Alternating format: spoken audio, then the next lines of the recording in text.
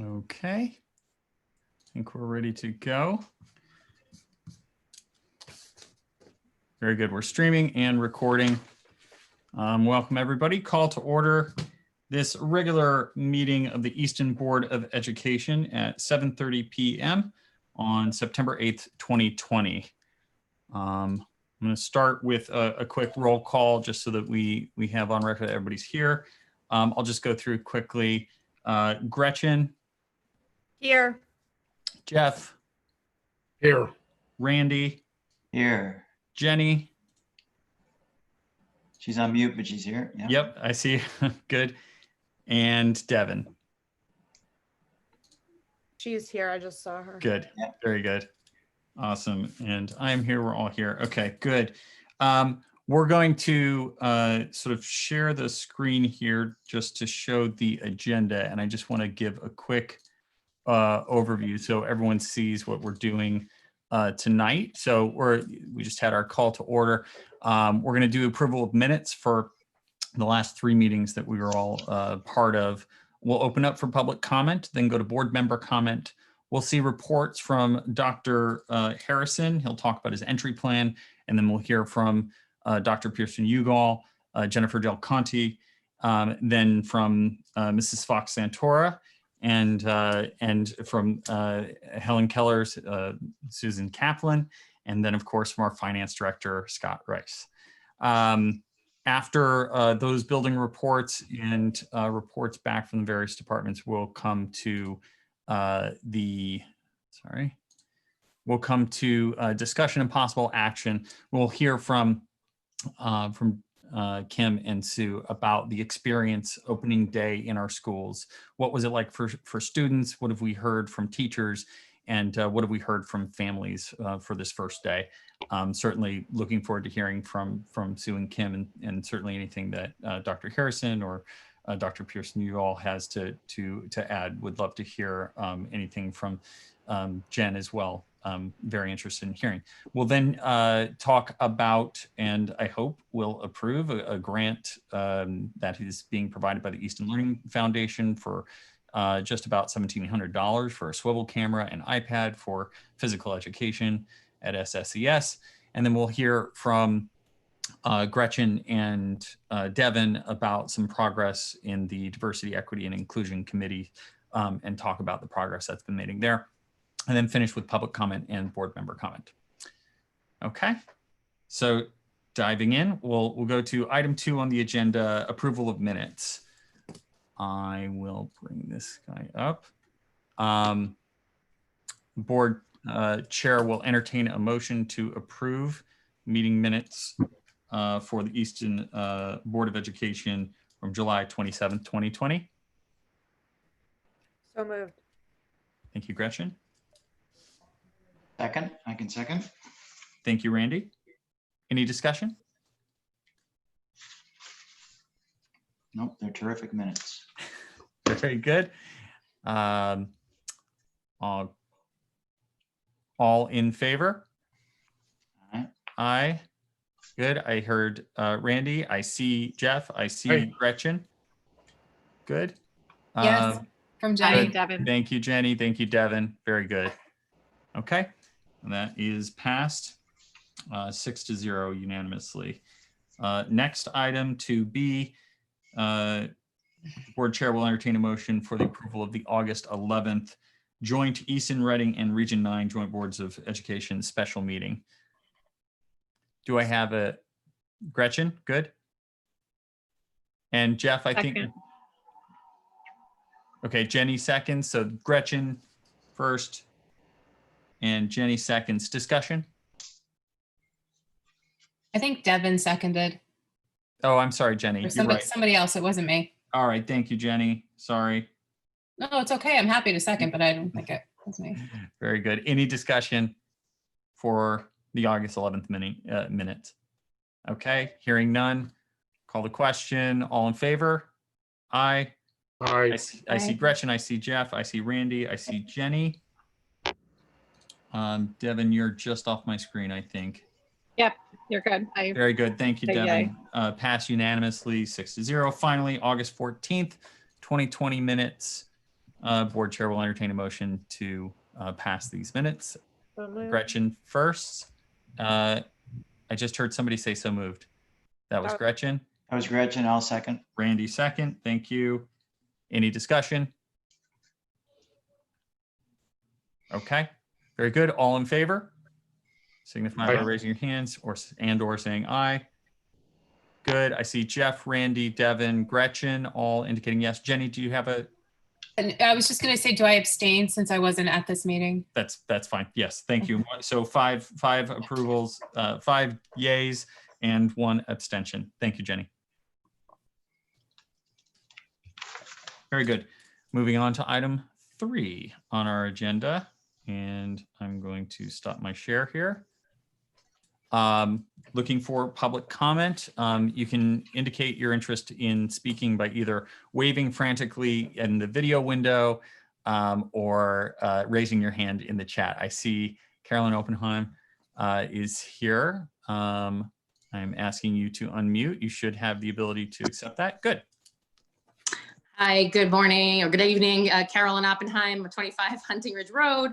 I wanted to ask any of the administrators, what is the procedure? I know that we had had the buses cleaned post the day or between days.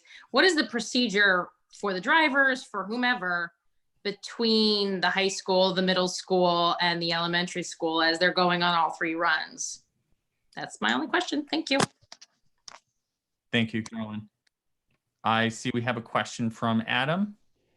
Adam, you should be able to unmute now. And I'm sorry, I forgot to ask you to please identify your, not only your name, but your street and town. Adam Parker, 70 Wedgewood Road. Just quick comment. We are part of the group whose last name falls with P. So our 3 kids were home today for opening day and pretty positive reviews all around. I think it was a smooth process.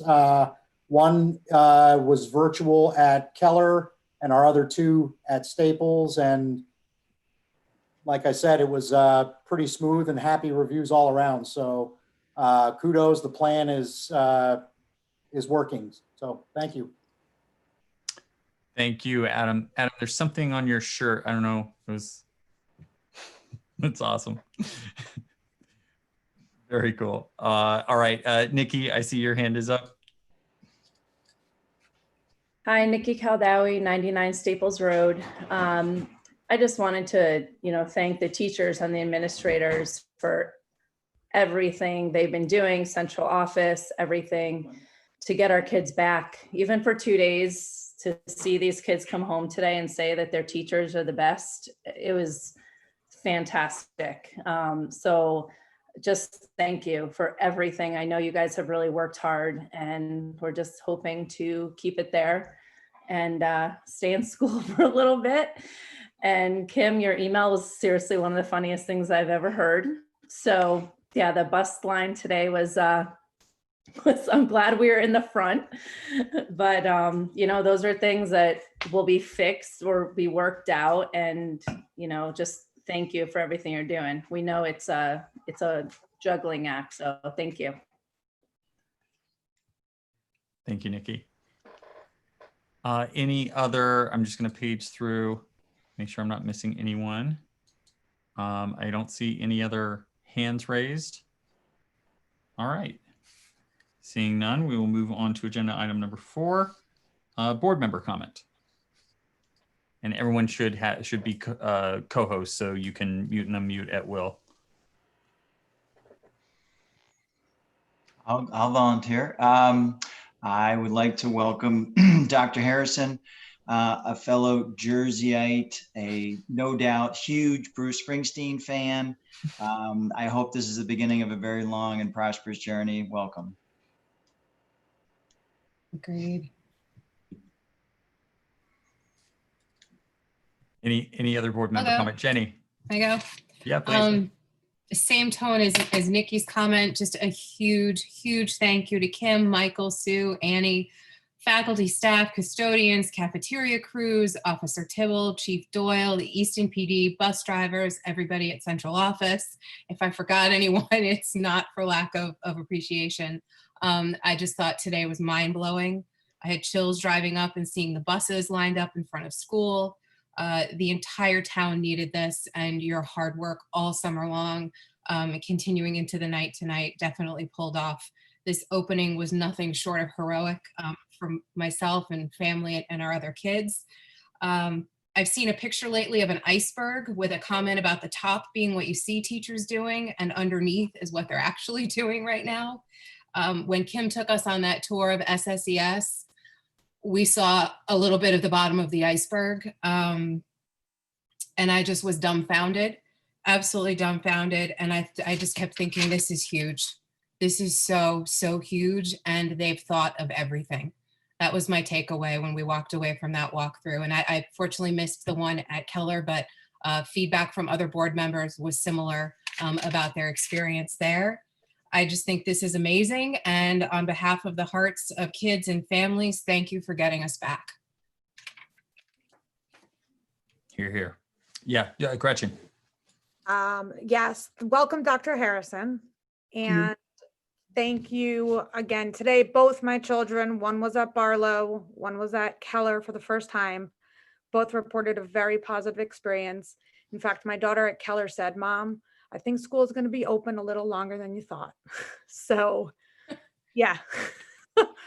So she just thought everything was done beautifully. Both of them did. But so thank you to everybody involved, as Jenny said. Any other, Jeff, Devin, yes. Yeah, I just wanted to, again, welcome Dr. Harrison. I thought your video that you shared to the teachers was really motivating and really inspiring, and showed that you put so much thought into a very amazing week, I think, of 600 emails and many responses and so many things. So just a big thank you to jumping right in, because it's not always easy. And then just a huge, unbelievable thank you to every single person who put in so much effort to open our schools. My kids today started virtually, but loved seeing their teachers and students on camera. And just, even though it was an interesting start, because I've never had my kids start virtual to school, it wasn't any less wonderful, and really still made it feel like, even though I have a kindergartner and I was like very conflicted because it felt so weird to have him start in this way, he was super excited and like ran to get started and spent all day doing work, and really enjoyed it. So thank you. It's really much appreciated. Thank you. Jeff, did you have anything you wanted to? No, I'm good. Thank you. I'll be very, very brief. Obviously, welcome, Dr. Harrison. So excited to have you on board, and I know we're going to do some great things. You know, no matter what 2020 thought it could do, we can do better. We can do better. We can get through this. I want to say, sort of from the perspective of a parent, and from the perspective of somebody who's been behind the scenes all summer, I know exactly. You know, there are so many people to thank, starting with Stephanie and the amazing work that she did to get things moving and to make sure that we could do this. There was no way that would happen without Stephanie. Thank you so much for what you did to get us here to this opening day. Then to our building administrators who crushed it. I mean, when we think about like every little detail and every little thing, making sure that we're thinking, what happens if this, what happens if that? I think you've done a wonderful job, and any of those things that are going to come up along the way, I think you're gonna be just fine to sort of deal with them. My children, you know, Stinson's just like Weibel, right at the end of the alphabet, certainly are home, and as they are experiencing that first class and having the teacher on and it's like they're there. They're talking to the people who are on the live stream. They're talking to the people who are in the classroom. That is not easy to do. And that just shows that not only, you know, from Stephanie's perspective, but our building administrators, you know, got the teachers what they needed to do that. And then the teachers had the commitment to show up and really think about what this is going to be like, and make sure that they were delivering something of quality to every student, whether they were there in person or they were at home. Like, hats off. I doubt anybody did this better. So thank you. Okay. Moving on, reports. First up, Dr. Harrison. So first, I want to say good evening to everyone. I'm so excited to be addressing all of you as officially as the new school superintendent. Before I jump in and say any comments to board members or administrators, I saw 2 students in pictures. So shout out to Chase, who I saw kind of peeking in, and it looks like Piper was getting a goodnight kiss. So good night to Piper. Hope that you guys have a great second day of school. It's really great to be on board. I'm so pleased knowing all of the work that has gone into the background, just like John was just mentioning, of all of our wonderful administrators in planning over the summer. I was there right along with you guys, but just down the road, not having weekends to myself and staying up late and working on a plan, and then you feel like you get something, and then here comes another addendum. And we continue to get them. I think we're on 12 or 13 now. But just to see the level of dedication and to be in buildings today with students, it was just such a nice reminder of the reason why we do this.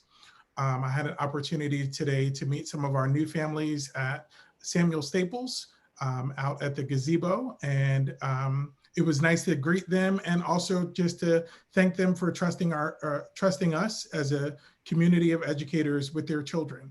And that's not something that any of us take lightly. And we are grateful to have the responsibility of educating them and thinking innovatively about how to prepare them for a future that we have no idea what that might look like, but we know that we want them to be well equipped. Today, I want to just talk a little about my reentry plan, not my reentry plan, my entry plan. I'm only doing this once. So my entry plan, which really lays out the first 90 days of being a part of the district. That entry plan really starts initially with a connection with our central office administration. And so I just want to take a moment and say a huge thank you to Vicki, who works all sorts of hours that I've never expected to see, to Stephanie, who has been nothing short of dedicated and committed, not only to our students and our staff, but really to helping me through this transition. And Scott just being completely available to share all of his great knowledge and wisdom. I think it has definitely helped me from a leadership standpoint to have the support of really strong leaderships at the central office level. And so I appreciate that. I had some opportunity over the last several days to meet with all of our administrators, just about all of our administrators, and having some one-on-one time with them to just get a sense of what they see as our big challenges, what they see as some great opportunities, and really just to celebrate the things that are working so well.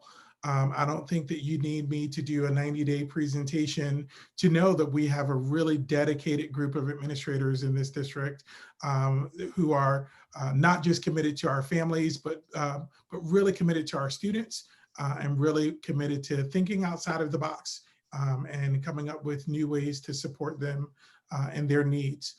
My entry plan is really centered on 4 goals. And that happening in 3 separate phases. So obviously we're still in phase 1, which is really kind of jumping into this, to the reentry of schools. A big piece of that obviously is a focus on the health and well-being of our students. And so I've been, of course, diving in and unpacking our reentry plan, working with our district nurse coordinator, Corey, who has also been stellar in her communication and collaboration, getting the behind the scenes from our leaders on the things that they have in place at each of our schools to keep students safe, to engage them academically, and to make sure that we are supporting their social and emotional well-being, which is a huge piece of this reopening, right? So it's not just about getting kids back in the building, but it's really about how are we supporting the whole child? And so that is a big part of the first kind of phase of my entry plan. Throughout this process, I'm also meeting individually with some of our board members from all three boards, really kind of honing in on some of our committee chairs. I think it's important to be able to catch up with them and get a real sense of where we're heading as a district, and how board members see me as playing a role in leading that work and bringing my skills and my experiences to the table and uniting them with the board and our community's aspiration for where we want our students to go. One of the other things that that's important to note is with these 4 goals, this first phase of the entry plan, I'm really focused on organizational effectiveness and really looking at our structure. So how we are utilizing our central office resources, people, and money resources to support our students, really unpacking that and just asking a ton of questions. Why do we do this? Have we ever thought about this? What are some other ways for us to think about this? And so that takes a lot of time and commitment, but I feel like that's a really good investment of time on the front end to really get to the point by the end of these first 90 days to be able to chart out a path for us together as a board and as administration in where we want our district to go and where we want to see our students developing over time. This plan is really focused on 4 different actions. It is listening, learning, planning, and partnering, or listening, learning, partnering, and planning. And throughout each phase, I really just want to keep my ears close to the ground, find every opportunity that I can to connect with members across our community, especially those smallest members. So I look forward to you when I'm jumping in and starting to meet with students either virtually or kind of visiting a classroom. We'll see how that works, but just to hear about their experiences across all 3 of our districts. I'm really thinking about supporting them. I got to meet some of our students today, and yes, I got to wave to students virtually, but also got to meet with many of our students who were in classes today. And I asked them what they thought that a superintendent does. So I got some really cool answers. They were all pretty close. I like the ones that said that I'm in charge of everything. That felt really good.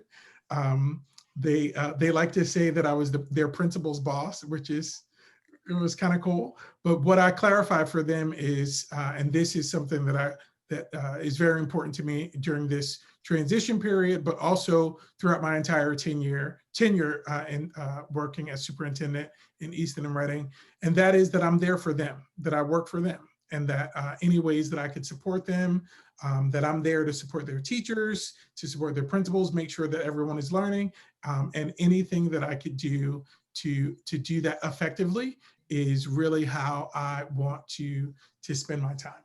And so it was good to make those connections, and I look forward to continuing to meet our students and staff and community members as we go forward. And with that, I'll open it up if there are any questions that any board members have related to the entry plan. Any questions for Dr. Harrison?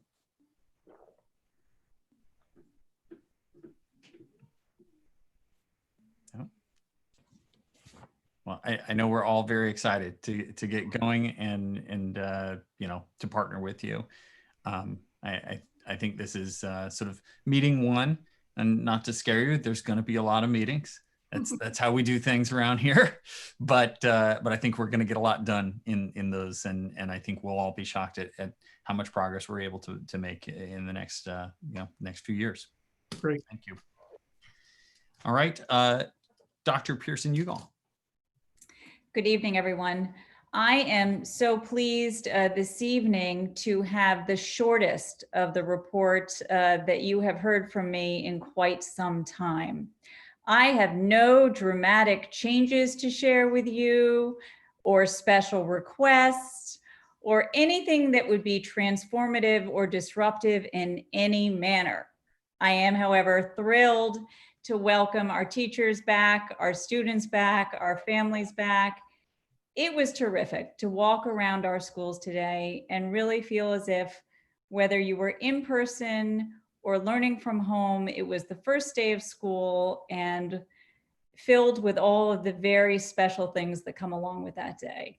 I saw kids who were excited and maybe a little nervous, and certainly eager to get to know their teachers. And in so many ways, even though we have lots of new procedures in place, and of course, the building is filled with children and adults wearing masks, it felt like the first day of school, just like as it should. So that's such wonderful news. And I am also so grateful for the leadership in our buildings, the leadership on our board. Thank you for all of the many hours that you all put in over the summer. And of course, to our teachers who returned last week and absolutely dug into the important work that needed to be done to launch this year. As I walked the halls, I saw teachers attempting to engage students from home, on day one, which couldn't have been easy, trying out the technology and also trying to get to know the students that were in front of them. So all just really great to see. I want to call everyone's attention to the fact that the ER9 website has recently been updated. We're doing our best to keep it current, so you can find town meeting recordings on the site. You can find a number of different reopening presentations from the summer, the latest version of the reopening plan. You can find a link to the State Department of Ed website with all of the addenda, and there are many, and they continue to roll in. So the most recent addenda include information about mask wearing, not a big surprise to anyone who's staying current with our plan, and also some information about attendance. And that's really more for the district for us to make it absolutely clear that attendance is expected every day, whether students are in person or learning from home. And so that's helpful information for all of us. I will say that our technology continues to arrive. We do not have all that we will have in the next couple of months, but certainly we're doing our best to stay ahead of things, to get Chromebooks in the hands of our students, and certainly the priority being to get Chromebooks in the hands of our families that might not have a device at home. So I know that both schools are working very hard to get those devices distributed, and we appreciate their hard work. I will say also finally that if parents have updates at this point, now that the school year has begun, if you have an update regarding your child's participation method, if you want to change from participating in person to learning from home or the other way around, please make contact with the school office. There might also be a transportation form to fill out if you are opting out of transportation, but the school office is the first place of contact. And then from there, you will be told what else you need to do. And we are shifting now from all of the focus on reopening that we've been working so hard to do to staying open and staying engaged. So that will continue to be our focus in the weeks ahead. So thanks everyone for your patience, for your flexibility, for digging into this important work with us, and we're just excited to be back.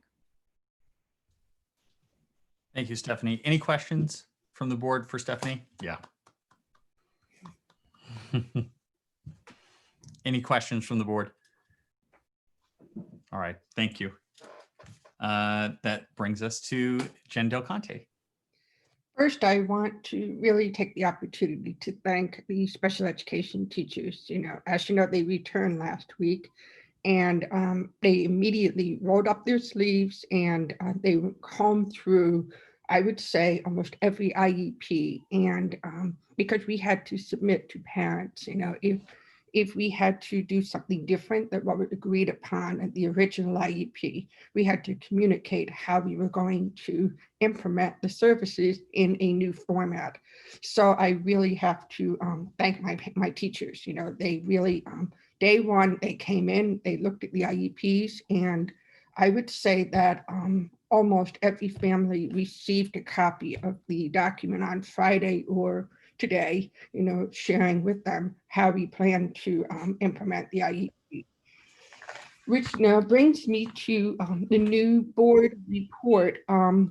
it's a new format. You know, the board I'm trying to compare where we were last year to where we were this year. So it is, so again, I'm hoping this will help with looking at where we were and where we are now, and hopefully it will allow us to determine what we need moving forward. So one of the things I do want to bring people's attention to is preschool. Our numbers change by the day. It is September. We have families that have moved in. We have families that have moved out.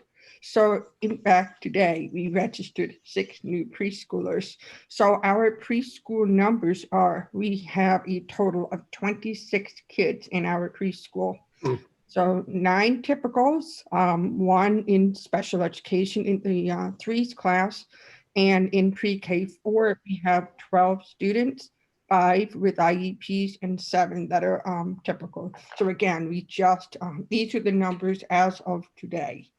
So preschool is a different category altogether because of the mask requirements. So preschoolers, you know, is 4 days. So all the preschoolers come in Monday, Tuesday, Thursday, and Friday. And right now they do not have to wear a mask in preschool. But when I went around to the classroom today, I saw the kids really trying to make an effort to put the mask on. So it was a very positive experience. So they see their peers wearing them in the school, and they want to wear them as well. So we feel very confident that we will eventually get all of our preschoolers to wear a mask. So as you know, from the way the board report reads is we look at the kids that have left Helen Keller, that have gone on to Barlow. So sometimes the numbers are a wash when we look at where we were last year to this year. So right now the numbers looking, I think they're looking pretty good. If you look at the total percentage of staples, we see a significant change from last year to this year.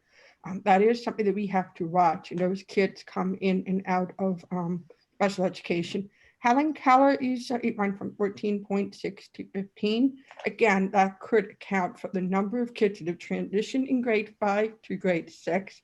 You know, that could also be a wash as well. For the number of PPT meetings, typically we don't do meetings in the summer months, but because we went out on distance learning almost immediately, we felt that we had to convene PPT meetings. So you see there is a bit of a jump in that. The second page, I just want to bring your attention to, we try to break things down by grade level so we can get a sense of where our numbers lie by grades. You know, preschool is grade, the 3-year-olds, pre-kindergarten is the 4-year-olds. So that's how it's broken down on the second page.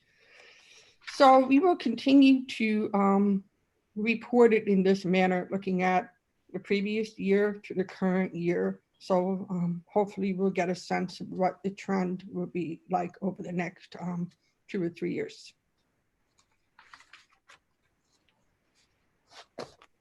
Good. Any questions for Jen? I have one. Yes, Jeff.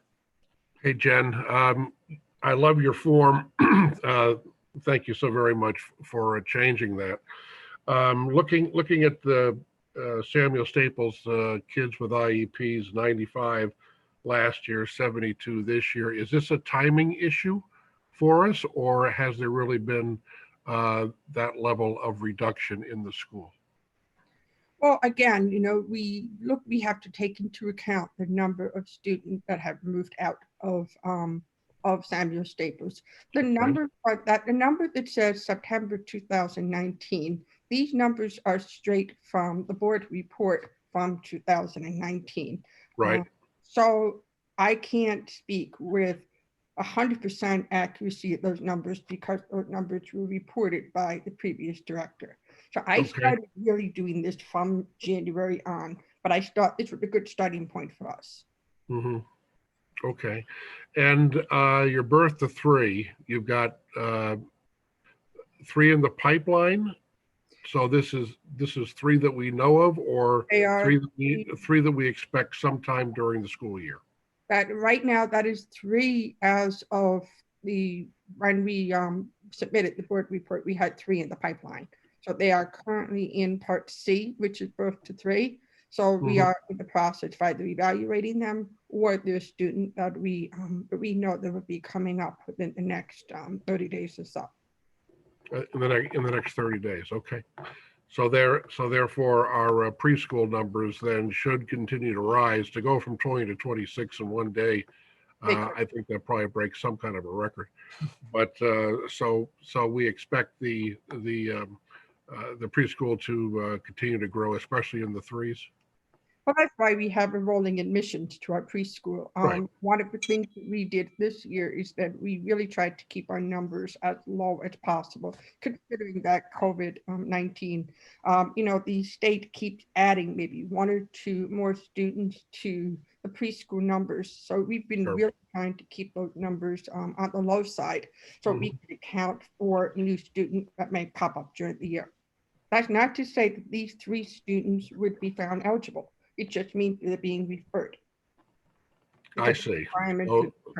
So we still have the evaluation process ourselves? That is correct. So again, what they may qualify for under birth to 3 does not necessarily mean they will qualify under the school age, but they are students we have to evaluate, we have to consider. I got you. Okay, thank you. You're welcome. Are there any other questions for me? Any other questions from anyone else? I have a question about I'm sorry, go ahead. It's Jenny. Can you see me Yes. with the screen there? Sorry, yeah, go ahead, Jenny. On there. Yep. Jen, thank you for the report and for everything you've done to get everything up and running for these kids and families. It's not really a question so much as, I guess, a comment or just kind of a shared concern. A lot of it is anecdotal, but I think it's such an anxious time for everyone. I just want to emphasize that I think communication is so, so important for our district to families. And I know that you're getting updates on a regular basis, and the state certainly hasn't been helping matters with, things changing constantly, and you've been just waiting and waiting and waiting for information. I think even just when there's a void or an absence of information, for us to just say that to families will go a tremendous amount, as far as public relations and just good feeling and relationships, between us and the families of students with special needs. We don't necessarily have to have all the answers, but if we can just reach out and say, hey, we're thinking of you.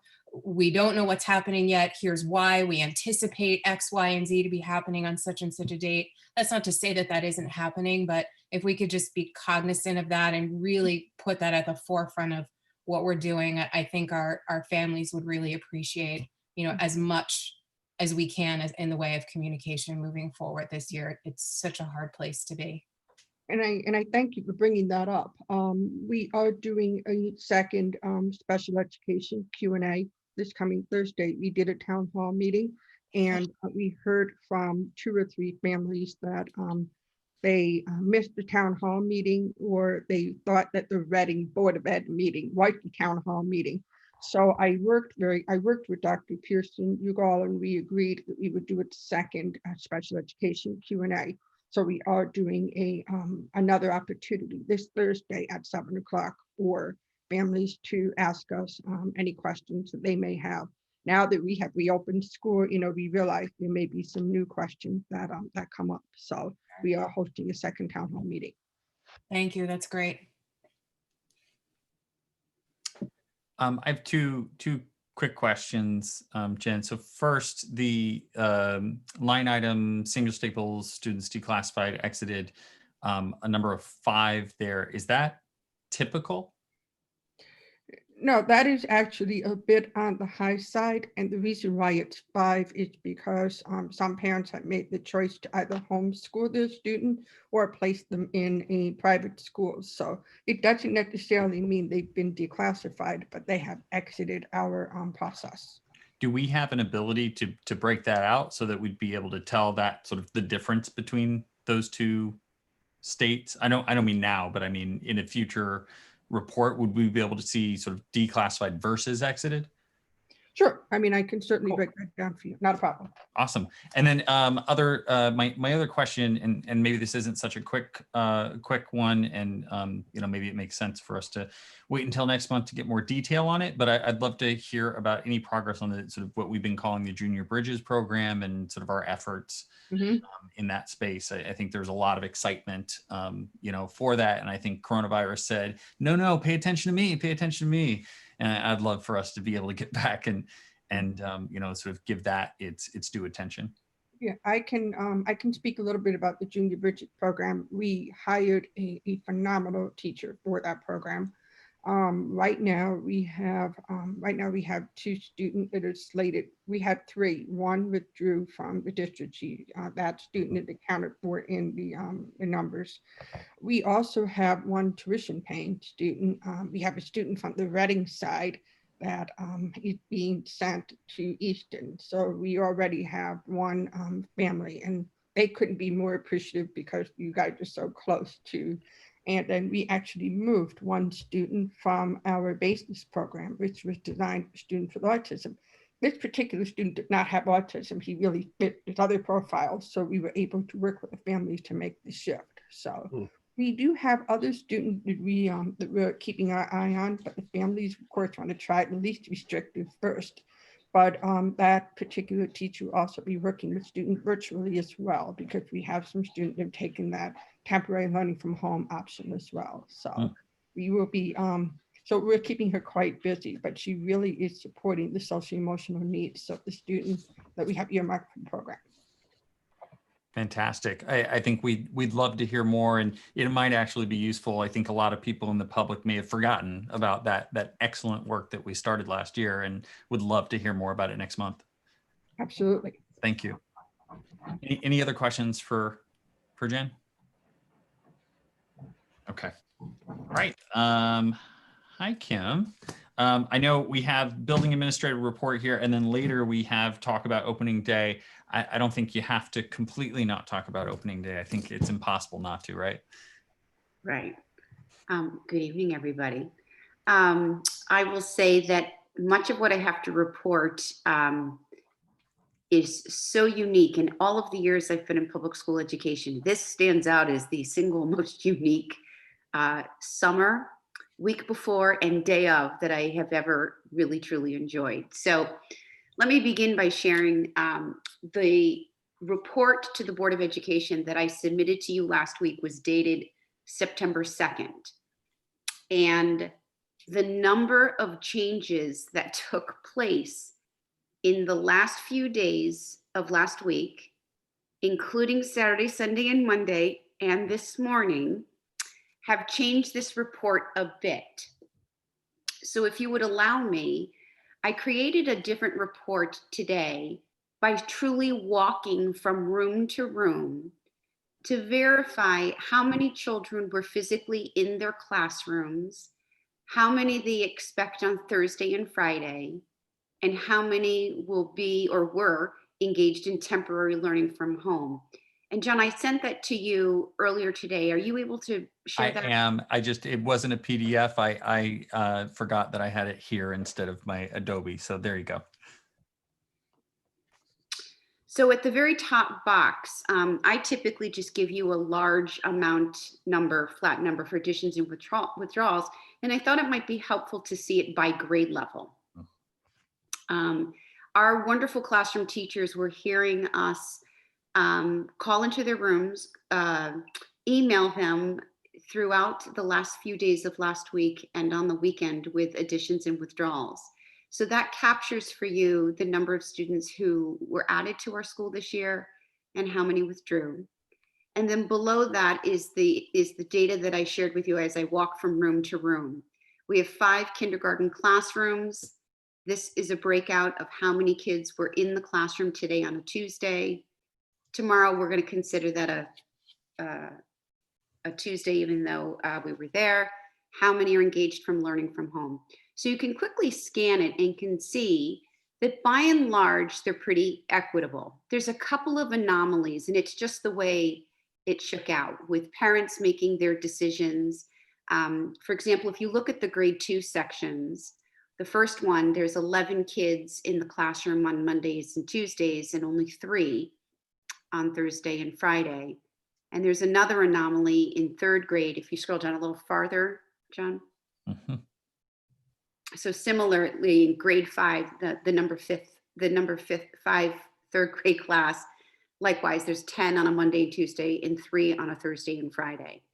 But at least you can see how it all shakes out when you include the temporary learning from home. I cannot stress enough the brilliance of our classroom teachers, because we did try to reach out to some of these families to see if they'd be willing to swap their days so that we'd have a little bit more equity.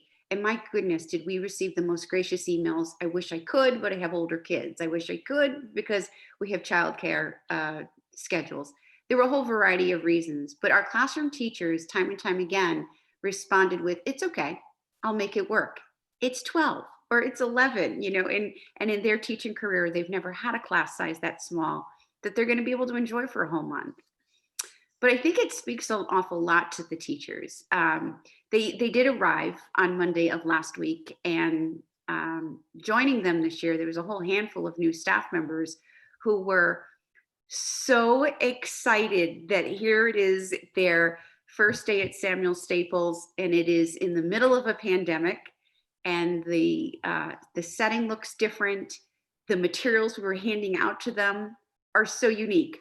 Who gets, you know, shields and barriers issued to them over the course of the week? And quite honestly, no matter the protocol, no matter the change that we threw at them, I couldn't get the smile off of their face. They were really quite happy. And they had colleagues in every single one of these grade levels and department that welcomed them so warmly with, it's okay, we got this, we're in this together. And in a typical Samuel Staples fashion, they locked arms and said, we were gonna make this a great experience for our kids because that's what our kids deserve. So they spent the entire week working and talking collaboratively and getting a handle on sort of what it's gonna look like this year. So we were really very pleased. I think I shared with you in previous Board of Ed meetings the new staff, but if I did not, the most new staff member we have is physical education. We have a new full-time PE teacher. We have a brand new 5th section of kindergarten. Let me back up. Miss D'Agostino is our PE teacher. Miss Tillo is our new kindergarten teacher. In 4th grade, we have a teacher, Mrs. Villanova, who's home on maternity leave through the middle of November. And we hired Mrs. Hebner to be her long-term sub, and she's just delightful. We hired a new part-time school psychologist, 0.4, with us 2 days, Caitlin Carr. Ms. Del Conte also was able to hire a master's level Orton Gillingham teacher to work with teachers on developing IEPs and goals and objectives for students who need a very specific reading program called Orton Gillingham. And then finally, we hired a new physical therapist to replace our physical therapist who's been with us for almost 40 years. So some wonderful new staff members joining us. And we also have a large handful of support staff from kindergarten to lunch and recess and so forth. So we're full. We're still looking for recess and cafeteria supervisors, but we're in good shape, at least for staffing. I did want to share with you, in the event that you didn't know, when parents register, one of the questions we ask the parents is, what is the child's first language? What is the child's primary language spoken at home? And with that, I keep a running list of students who potentially could be English language learners. Folks, we had over 20 potential English language learners between all of the kindergarten and all of those new additions that you saw posted a short while ago. That's a lot. So one of the teachers in the reading department, Mrs. Caden, is the teacher who does the assessments to determine if these kids are in fact English language learners, or if their English is solid enough that they're fine without that kind of support. Oh, I also did want to mention that, again, the Board of Ed report that I sent you folks on September 2nd, there were 2 date changes that I needed to make. On page 2 of that report, I'm hosting a kindergarten only Zoom meeting for parents. Page 2, slide down a little bit. It says pre-K 2, but on September 15th, from 9:30 to 10:30, it will be kindergarten only. And then on September 17th, it will be grades 1 through 5 only. Kindergarten parents are a unique group, as most of them are brand new to public school, brand new to Samuel Staples. They have very specific questions, so I prefer to meet with them alone, and then everyone else I'll meet with the following Thursday. So those were that was only change to this, and then obviously noting the changes that were on that previous document. That's all I have to share.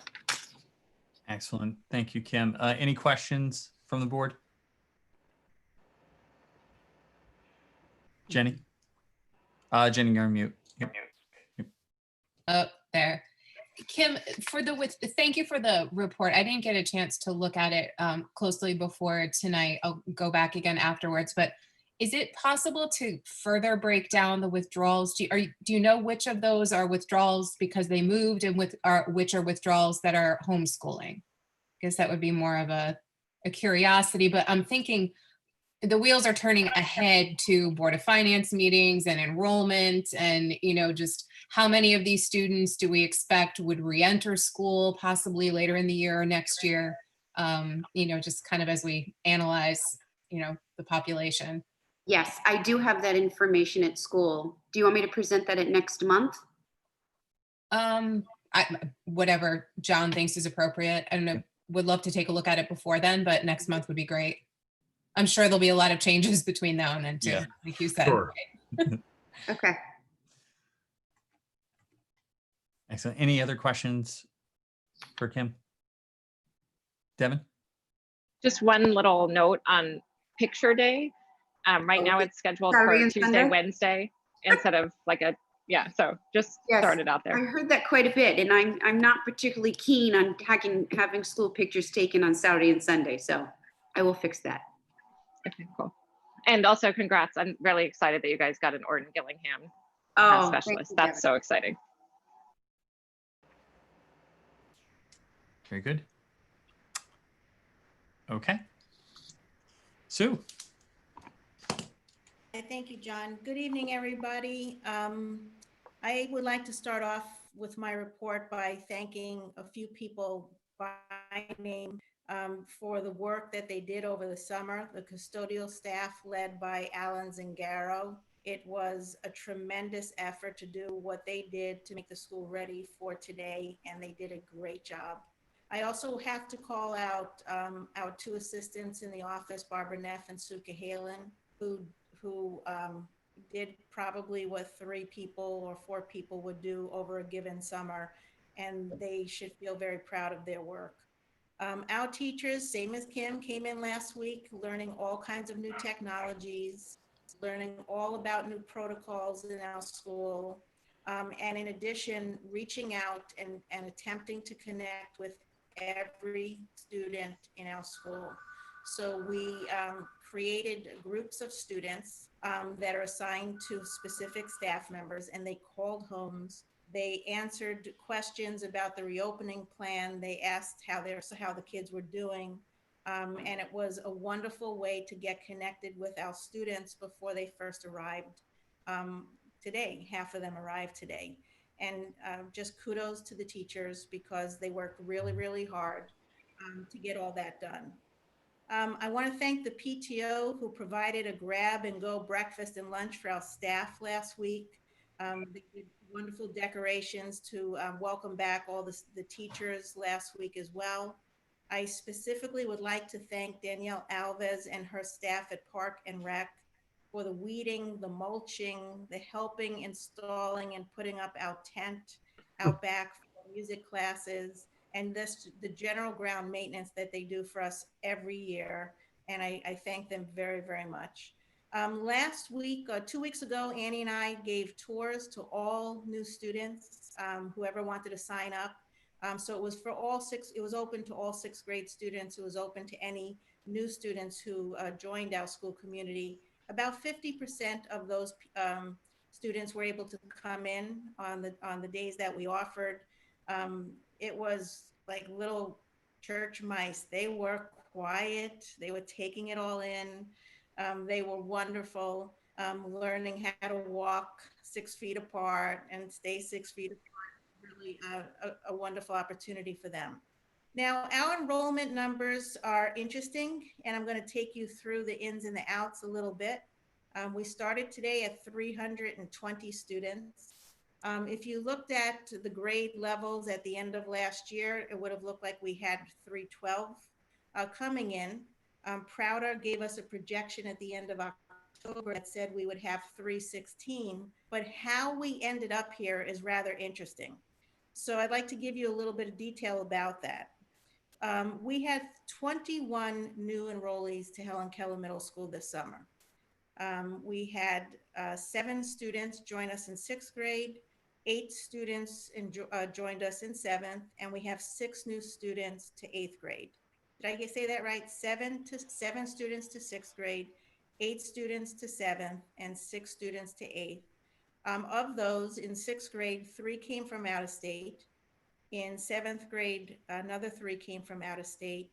And in 8th grade, 2 came from out of state. So I know we've all read a lot in the newspaper about people moving into Connecticut, and there's some data for you on that. So 21 new students and 9 withdrawals. 2 students moved out of town.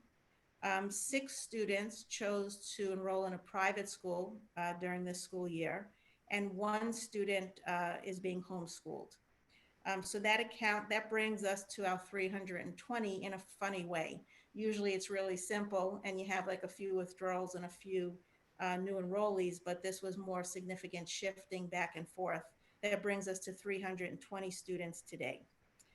We've accounted for 100% of our students, of course, by now, and 88% have selected to go hybrid for the start of the school year, and 12% of our students are temporary learning from home.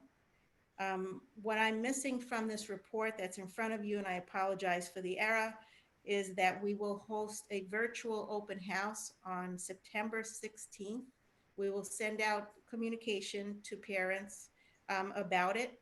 We're meeting tomorrow with our team leaders to actually come up with the program and the schedule, because it's all new to us, of course. And I have more to say about opening day. So I think I will stop now and take some questions, and we'll wait for the agenda item to talk about today's events. Any questions for Sue?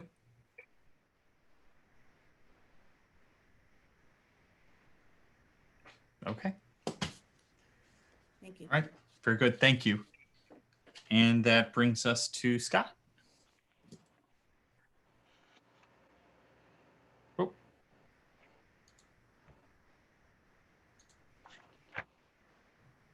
Thank you. Sorry Hi, about that, everybody. Scott. Oh, no trouble. Thanks.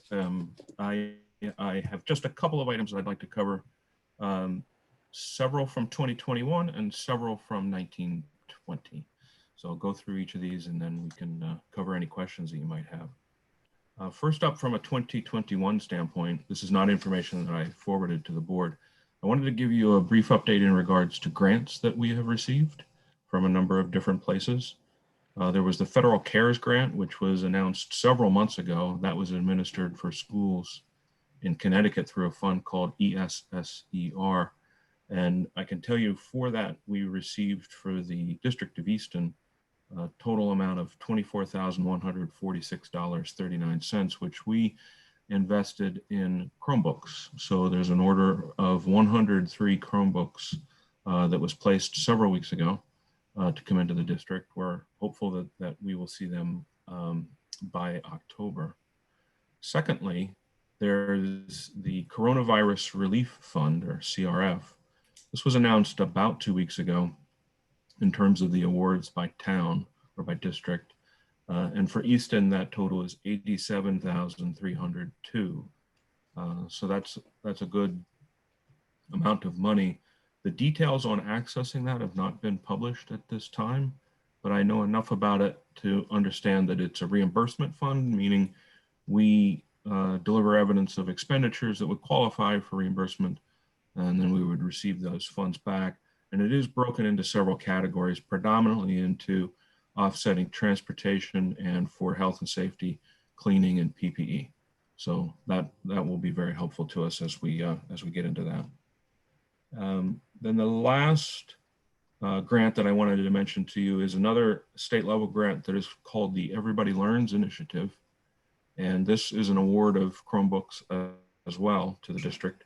There's no money involved per se, it's just a straight delivery of Chromebooks. In this case, 104 Chromebooks.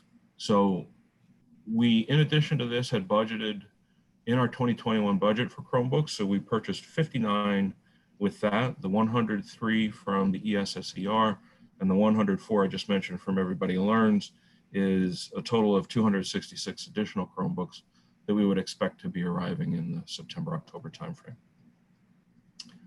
moving us significantly closer to our objective. That's it on grants. Any questions on those before I move along? All right, next up, I would like to just touch on the transfers report that I sent. This is a 2021 transfer report. There were none from 1920 as we were closing that year out. This represents 5 different transfers and is, again, just typical start of year alignment of budget with where expenditures would come from, and predominantly covers classroom instructional supplies or reading materials, books and periodicals, those types of things.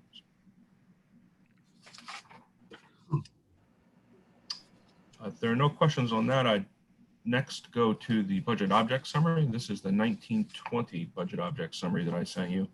I did not include the 2021 budget object summary because we're really only encumbering payroll this week for the first time for the year.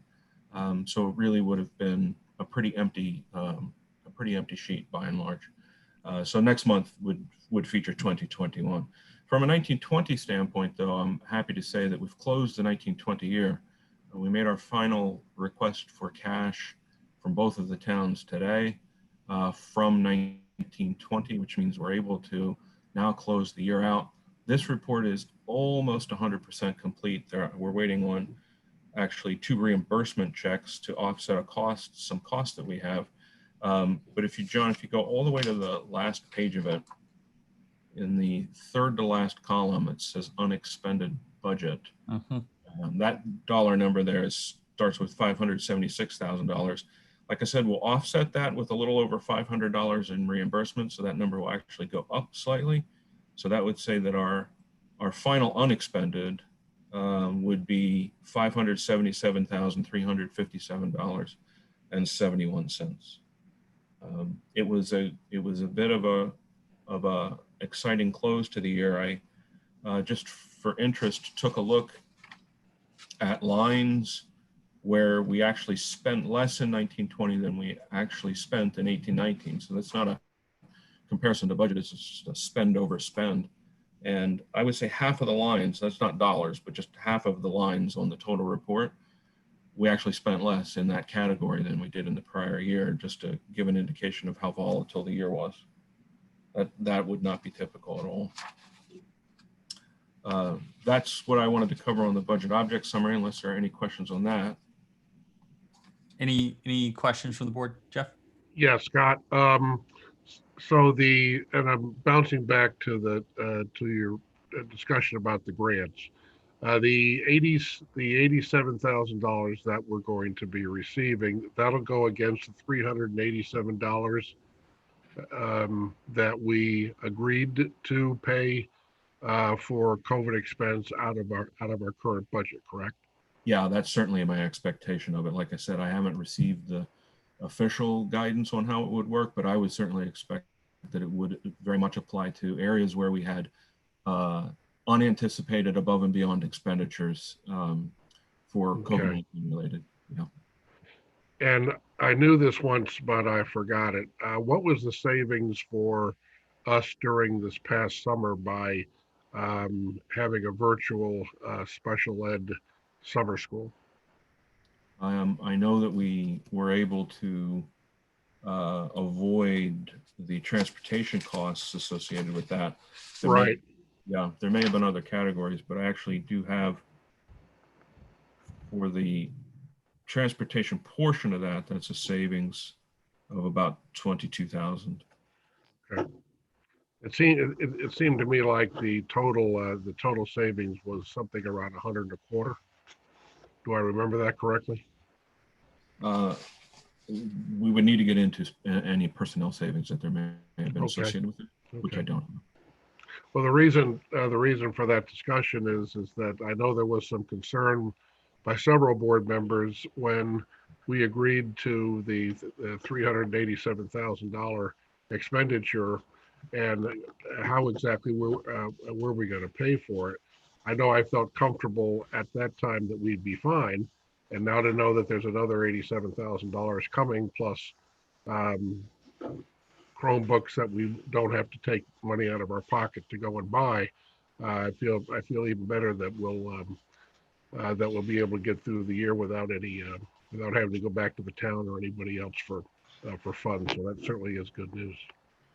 Yeah, I would agree. I would say I'm in the same posture I was approximately a little over 30 days ago when we first looked at that. It seemed longer ago, but it was just in late July. And the volatility of the year is what we can't anticipate. Sure. So more time goes by, the more you get a better sense of it. But I can tell you that I agree with all the points that you made. And I would also say that I believe that we are tracking below that estimate at present as well. Mm-hmm. So again, where will the year take us? We don't know, but I do agree that I think things are falling our direction. I would feel a lot more comfortable really making a call on that in the December-January timeframe. Sure, the usual timeframe. I got you. Jeff, if I can jump in before we leave the topic of breakage and sort of COVID costs, I think this is probably we're talking to the right person and on the right subject to loop back to Carolyn Oppenheim's question related to bus cleaning between the schools. What is that process? Is there a process? I know there is a process. I would want to confer to make sure I covered all the pieces of it, but I know that there's always a end of run process that all bus drivers undergo. Okay. But I would want to confer with First Student just to make sure I had all the details right. Okay. And the sort of cleaning options that we talked about, I think we talked about a sort of weekly or a monthly and sort of different. Has that evolved at all? Have they sort of come up with new and different schemes for sort of that process? The choices that they offered was either a monthly, which was one protocol and one product, and their second one was a daily, which was a different protocol and a different product. I actually selected the daily. Frankly, the cost difference was not that material to go with that, and I just felt after conferring with Dr. Pearson, Hugo, and others at the time to go ahead and just go with the daily. So there's a daily cleaning that the bus company does of every single bus. Okay, thank you. There's one other thing I would want to just cover briefly before I go, and that's the employee benefits account, which was distributed and which includes at this point just the July claims of 151,000. Not particularly high, not particularly low. That's the start of the year. You see the $62,000 in the lower right corner there under the HSA contribution column for July. Depending upon the employee association, there's different agreements as to when the board will contribute the board's portion to their HSA. So this reflects contributions for two of the four associations. The others would now be on a calendar of contributing half of the board's contribution in September and the other half in December. So we'll start to see these contributions spread out a little bit more through the year as we go now. And then the last, so Scott, yeah. I'm sorry. So Scott, the last year with the 115,400, which was our contribution for the teachers, we should expect a number something like that in September. Probably roughly half of that. So last year, In all of the year, we did 131,000 with 115 coming in that first month. If you just scroll Okay. down, John, you'll see the Right, bottom okay. category. So if we take that 131 and break it in half, we're probably going to see 65 roughly, breaking up September, December. Okay, very good. Just as an estimate. The last thing I would mention then is that I did get a look at our August claims earlier today, and they're just about 90K, 90, which is particularly low for this district. So the good news is the surprising numbers are coming in slightly on the low side at the moment. And that's all I had to cover. Scott, I had just a quick question for you. Going back to the grants, sorry. Those were state grants, federal grants, combination? Combination. The first one, the ESSER CARES grant, was a federal grant. Administered to the state. It was block grant to the state, and then the state administered it to the local districts. And then the other two, the Coronavirus Relief Fund and the Everybody Learns Initiative, those are state grants. Great, thank you. Scott, for Everybody Learns, the Chromebooks, are those already on order? Yes, that was handled for us by the state. They just actually contacted us and said, here's how many we are shipping to you. And is it, when they do that, are those the same models that we normally get, or do they just choose whatever models they want? I know that they're HP Chromebooks, and we certainly do use HP Chromebooks. So okay. Any other questions for Scott? I just think it's nice to have be able to have a conversation about money where there's lots of good news. Yeah. And not any wringing of hands. It's really weird. Yeah. Yeah. I'll take the good news we can get. That's right. Yeah. Okay. Thank you. Great. All right. So moving on to 6, discussion and possible action, and the method to the madness here for opening day experience for students, teachers, and families, and why I wanted it here and not just in the building administrative reports, because if we need to take action, if there's something we need to do as a board to support you, whether it's just by way of helping with communication, or we need to think about money, or whatever the case is, to make sure that we're doing things right, we want to make sure that we give ourselves that opportunity. So would love to hear Kim, Sue, Jen, certainly Stephanie, Annie, Michael, people in the buildings, how did it go? Students, teachers, and families. So do you want me to go first? Go for it, Kim. So first, all the great stuff. Arrival was spectacular. The parents absolutely understood the whole idea of driving through the back of the school, opening the door and letting their children jump out, mask up, and go to the correct neighborhood. We were able to disembark every car in time for the opening, which was 8:55. That was great. The buses were equally great. Kids walked in those 3 separate entrances without any difficulty. In the school, as I wandered around, I saw all of the students wearing masks. Certainly our staff was wearing masks. I saw and heard happy people enjoying their day and engaged with what they're doing. I spent the majority of the time in the cafeteria, the big cafeteria, which was truly a pleasure because I had an opportunity to talk with, half the classes of 3 rooms, right, that all traveled through the cafeteria. And the kids consistently reported that it was not difficult for them to wear a mask, that they liked their teacher, that they're happy to be back, and everything was great. I'll defer to Michael because Michael handled recess today. Dismissal was not spectacular. I greatly underestimated the number of drivers. For perspective, the drivers filled the entire back.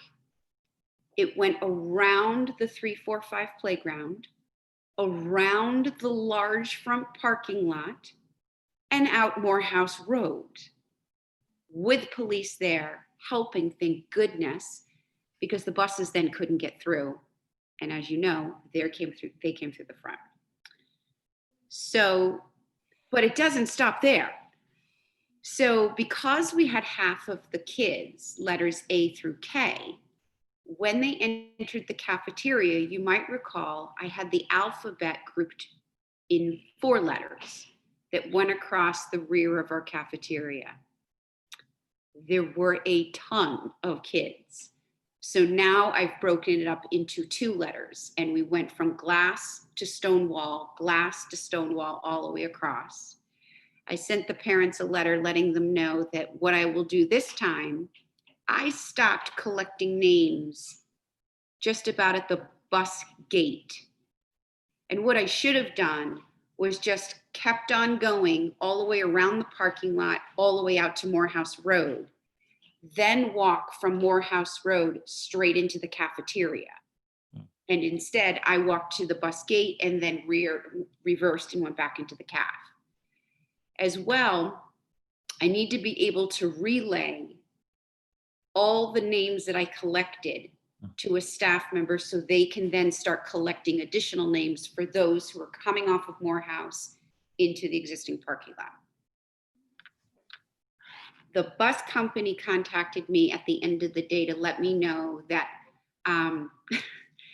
because there were so many parent drivers who opted out of the bus, or because their sons and daughters were L through Z, the bus drivers arrived at the bus stops 15 minutes earlier than what parents had expected, because they were all with me. So I shared all this with the parents so here's the feedback I got and here are the changes we're gonna make for tomorrow. A couple of other emails that I received from parents that are sort of in this realm. They have multiple kids at home with one device because a surprising number of parents are still working from home.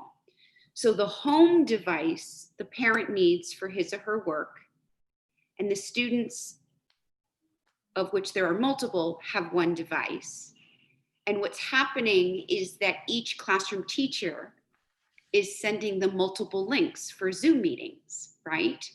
So if you have 3 kids, you're getting 6 Zoom invitations with one device. So that caused some consternation. Or they have to drop off their preschool student, the youngest, at some school far, far away. And obviously they need to take their children with them when they drop off the little 3-year-old or 4-year-old. And they're gonna miss the first Zoom meeting of the day. Sort of get the flavor of things we need to work out. So initially the devices, we gave each neighborhood 25 Chromebooks in a cart. So that was 150 of our Chromebooks accounted for. Then, because we have students who are home and have either special ed services or intervention services, we needed to give some of the Chromebooks to our paraprofessionals who are supporting those kids in a distant format. And as of today, we had over 90 Chromebooks lent out to families such as the ones I just described to you a moment ago. They want more, but of course I said to them, at this moment, I can only give you 1 per household, and we'll reevaluate because we do have additional Chromebooks that are arriving. Michael, I know you're there somewhere, although I can't see you. Can you talk a little bit about recess today?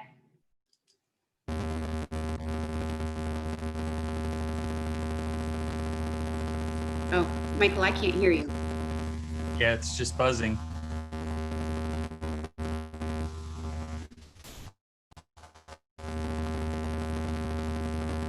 No, there's How about better? There we go. Yep. No? Yeah, no, that's better. Oh, You can hear me now? Yes, we can. Okay, good.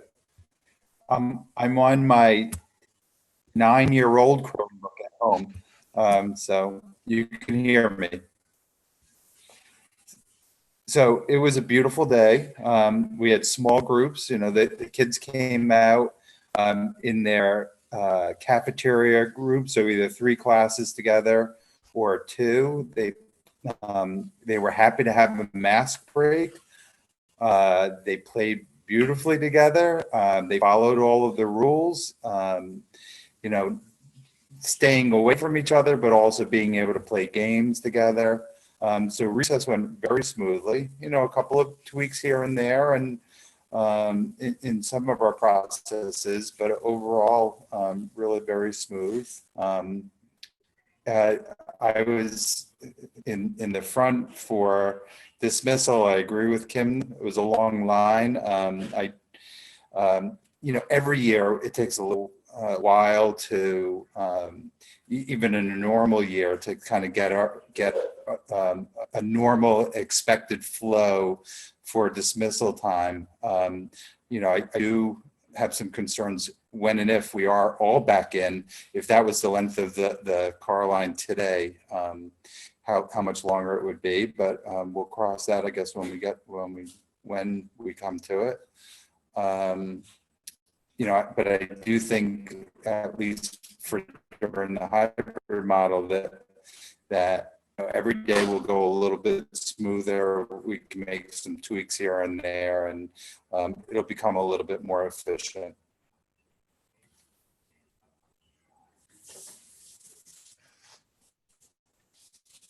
Okay, thank you, Michael. Thank you, Kim. Sue, do you want to talk about Helen Keller? Did you hear all that? We did, Michael. So it seems that the 45-page document that we've created for parents and students, I think it seemed today as if almost everybody read it. I just want to thank the parents who are listening for pouring through that, for helping their children be properly ready for what they were to expect in the school when they arrived. Our arrival today was shockingly shorter than we anticipated. The line of cars did end up going a little bit onto Sport Hill Road for about 5 or so minutes. I know that the Easton Police had at least 2 or 3 officers supporting us and helping us, which was fantastic. So I want to Chief Doyle, to get everyone out there, I want to thank him for doing what he did to help us today. But we had all the kids in our classes by 8:15, which was phenomenal. It was phenomenal. Dismissal took a little bit longer today. We have a new procedure of parents putting names in the windshield. We started that earlier. We planned to start it earlier. We started at 2:35. It took approximately 30 minutes to clear all the cars and all the buses today. So we were finished at 3:05 with the students, which I think also was a little surprising to us. We anticipated being there much longer, given that there's only that one road into Helen Keller Middle School. Makes it a little more difficult. We plan on adjusting and modifying what we're doing, just as I said I would do in July. And since then, we received some feedback today after school about dismissing our bike riders first to get them out of the way before all the cars, start pulling out. We're happy to do that. I look for that kind of feedback from the parent side to help us make these adjustments. So tomorrow, all 6th, 7th, 8th grade bike riders will be dismissed first at 2:35, followed by the walkers, the kids who are walking home. And then we will start calling kids to the car line and the buses as they arrive. But the supervision plan that we have created to make sure that everything is keeping everybody safe worked really well today in school. And just want to again thank all the staff members who offered to come early and stay late to help with that. It really made a very big difference. Annie helped a lot today with students. We had Many people at the middle school would know this a little more than at the elementary school, but Google company had a big problem today with their drive, and it wasn't resolved until about 1:30 in the afternoon Eastern time. So there were some families who were calling in, they were dropping off. All the teachers had their webcam set up, but there was a little bit of disruption for that. Annie was pretty busy taking emails and helping students who are home, who were trying to get access, and there might have been some glitches in which teacher invited which kids to their classes, but she ran around as she usually does and resolved those issues as they came up today. Great. Thank you. You're welcome. Anything, Kim or Sue, anything to report on sort of teachers, sort of morale and sort of readiness, and are they equipped with everything they need? Last week, people came in pretty anxious, as we expected. I think having worked in the building and certainly seeing the kids today was an uplifting experience for everybody. I have yet to hear of what else we can, in terms of what I can ask the board for support on. I don't have anything right now. I just know that people were the classes were running. I mean, we had a lot of protocols to go over with the students. We did that. Annie and I addressed the entire school through Zoom at the beginning of the day, went over a couple of small things. And then the teachers took it from there. And I walked into many classrooms and there was already, we were well into curriculum work already, which was wonderful to see. I don't know how they did it. I quite frankly do not know how they did it. And I am very grateful to them. I don't think I feel any differently than Sue. I think that there was so much unknown in the very, very beginning. And I think that the teachers really were able to walk around and support each other with ideas.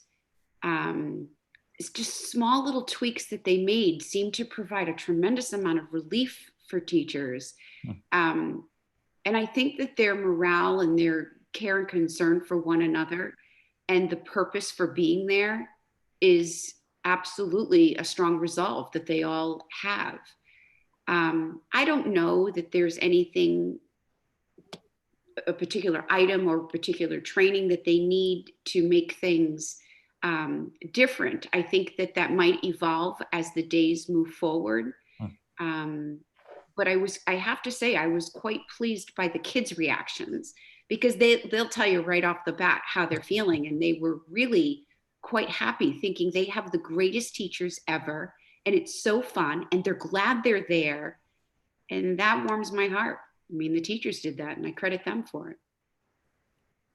Excellent. Okay. John, can I ask Please. Sue and Kim a question? Please. You had a beautiful day, and you have tents and all sorts of paraphernalia ready to take kids outside, and yet the classes being as small as they are, I wonder if you felt the need to do that, and if you did, how many times did you go out? And the other side of that is, what's the security plan when we do go outside? I'll go first, Kim, if that's okay. Jeff, there were so many new protocols at the middle school level that teachers did take classes outside to get a little mask break when they could, but the time was so precious to get a lot of new things expressed to the students about their classes and how it would operate. The music department did take their, Mr. Delecky was out there pretty much with his classes just to get them under the tent, give them the mask break, talk to them, show them where they'll be meeting for instrumental classes. And then 2 out of 3 of our lunch waves. The 6th graders, everything is so new to them. So they took a little more time in the cafeteria. And Annie, correct me, just shake your head. They get their noses out.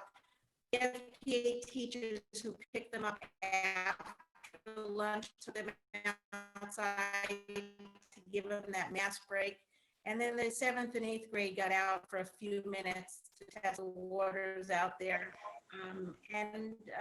Everything went a little bit slower today, Jeff, than we, would have anticipated in terms of that type of thing. Sure. If I could jump in, we have to also. I'm going to let Kim talk, and I'm going to try to unfreeze myself. Annie, you want to add something? Is that my internet or is that Sue's internet? No, I think it's Sue's. I think so, yeah.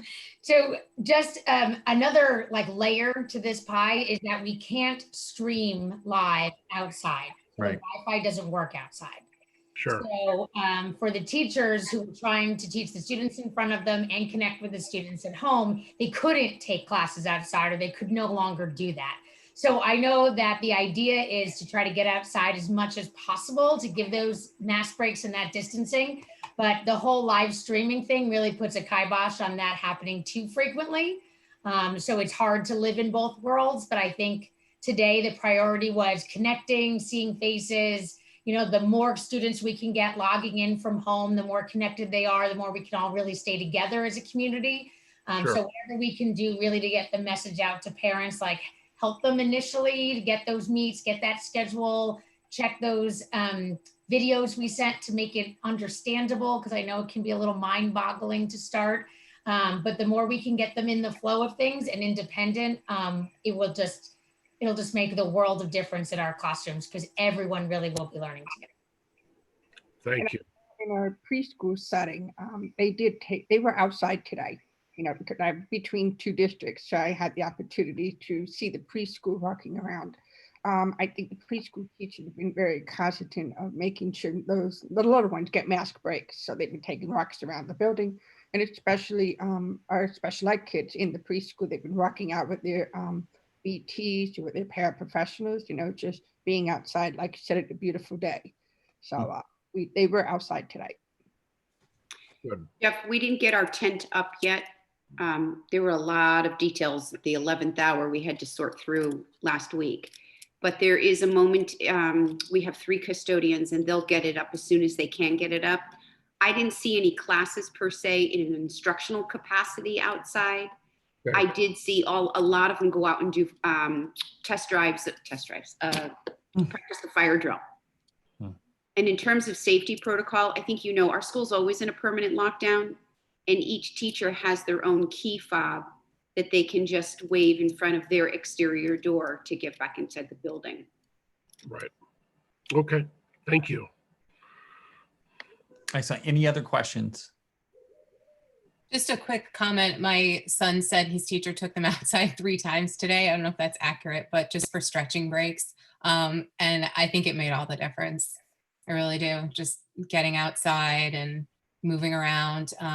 It's definitely been a concern of mine, just thinking about sort of the isolation and the stagnation of being in the room with everything coming to them. And then even when they're in the cafeteria, having to, sort of sit still and things being brought to them. So, thank you to all of the teachers who made that effort today to keep the kids moving and get them some air. Hear, hear. Any other questions from the board? Okay. Moving on to 6B, Easton Learning Foundation grant. Kim, you have the details for this? I do. I reached out to the Easton Learning Foundation a couple of weeks ago with the request that they consider a donation of a swivel device and an iPad. If you were paying attention to some of that conversation we had in the middle of the summer about a device camera, there was a lot about the swivel. So I went and did a deep dive into what it is. And it's essentially a little robot that tracks the speaker. And the iPad sits inside this little robot, and each teacher wears a little fob around their neck. And as the teacher is moving and speaking, this little robot tracks those those teachers. And I thought, gosh, there's so much potential in that. So I spoke to our new physical education teacher, and she actually used the swivel device in her physical education classes at Greenwich High School last year, and could not stop talking about its use because it allows kids at home to enjoy the entire learning, because they're seeing in physical education, which is the idea for this request, they're in constant motion throughout the gym when they're inside the building. And I thought, what a brilliant way for the kids at home to enjoy all facets of a physical education class while the two PE teachers wear the key fob. So when Ms. D'Agostino raved about it, I then contacted Mr. Beret, who said, I think this is a brilliant idea for our discipline. So I reached out to the Easton Learning Foundation, and they are willing to donate the funding for the swivel device and an iPad so that we can do this. Thank you. Thank you, Kim. The chair will entertain a motion to approve the donation from the Easton Learning Foundation for $1,700 for the swivel camera and iPad for PE. Do I have a motion? I'll move that motion. Thank you, Randy. Do I have a second? Second. It was a tie. Tie goes to the runner, and Devin's walking. So I think Jeff qualifies as the runner then. All right. So Jeff seconds. Discussion. Any questions for Kim or anyone have any questions about this?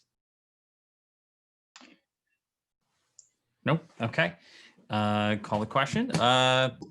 All in favor? I see Randy, Gretchen, Jeff, Jenny, Devin, and I all vote yes. Passes unanimously. Thank you very much. Oh, thank you kindly. Thank you. That brings us to our final discussion and possible action. C, committee reports and recommendations, specifically Devin and Gretchen giving us a quick update on movement with the Diversity, Equity, and Inclusion Committee. Hello, everybody. The DEI committee met, I want to say about 2 weeks ago, to discuss the application process for community members as well as students. So there's going to be one community member from each town. There's also going to be one student from each building. And so what's going to happen is, coming soon will be a Google form with the application process for the community members. We will post it on the ER9 website. It will also be disseminated in other ways to the community. For the students, what we decided was that we should actually leave that process to the building administrators to work out in terms of what makes most sense, at each level. So the building administrators will be working within their schools to help support this application process. And again, there will be one student per building that will be on the committee eventually. The deadline for the application process, at least for the community, is going to be November 3rd. And soon after that, the committee will begin in earnest. We do not have a date or a time frame for those meetings yet, but all of that information will be forthcoming. Thank you very much. Excellent. Any questions, comments for Gretchen or Devin? Excellent. All right, that brings us to agenda item 7, public comment. You can raise your hands using the participant section, or wave at us frantically as if our hair is on fire. Or I guess yours. Seeing Carolyn.